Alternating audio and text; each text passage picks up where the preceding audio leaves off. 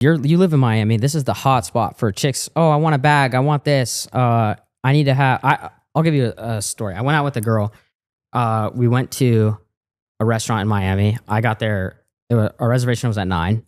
Yep. She showed up at 9:45. So I sat there for fucking 45 minutes by myself, like looking like an idiot.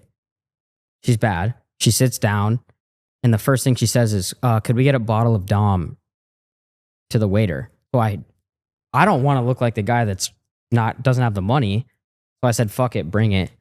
And then she got a tin of caviar and just started to rake up my tab. Was there a moment in there I should be like, "This ain't happening," or should I let it fly? Yeah, there's certainly ways to frame that doesn't make you look like some cheap. And you can just be like, "Look, lady, like, don't come in here after being 45 minutes late and start shooting orders at this lady for $1,000 bottles, right? That's completely unacceptable. It's rude. The girl probably didn't even apologize to you for that. Fuck no, she didn't apologize. So I would just call out her behavior for that and just like how it was completely disrespectful, and like now you're not going to get a reward.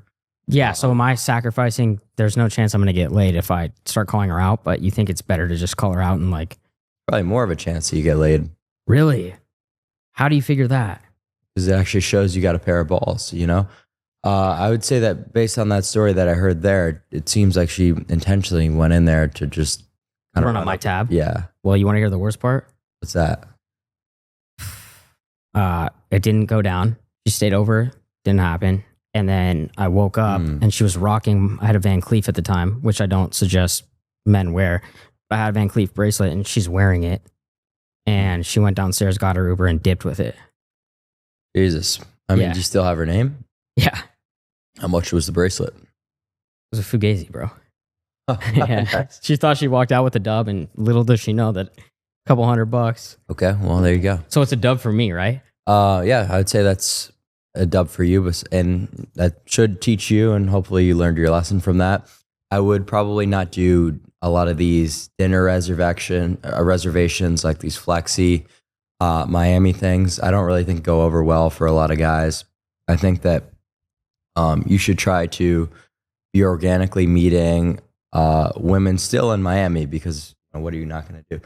But you certainly don't want to be involved with girls who are talking to promoters, who are engaging in the nightlife here. And like you said before, like asking for luxury bags and stuff like that. You can't do it, right? Yeah, and a lot of the times you only see that with girls who have been in Miami for a few years because they kind of understand the game. I would say that dating girls over like 20 years old probably is not going to be a great idea most of the time. Dating over 20? Yeah, especially in this city. Oh, okay. I got to be 20 plus, 21 plus. Why? I don't know, because there's girls out here who could be, I'm more comfortable with 21 plus. More comfortable with it? Why? Because if you meet a girl at the club who's 19, 20, if she's drinking, and you assume she's 21, but she's not, then I feel like that could be a problem. For the club, not for you. Are you sure about that? Yeah. All right, we're going to agree to disagree on that one. No, it's definitely a problem for the club. Yeah. Okay, so based off all of this, if you have an average guy, like my boy Judd over there, I'm kidding, you're a good looking guy.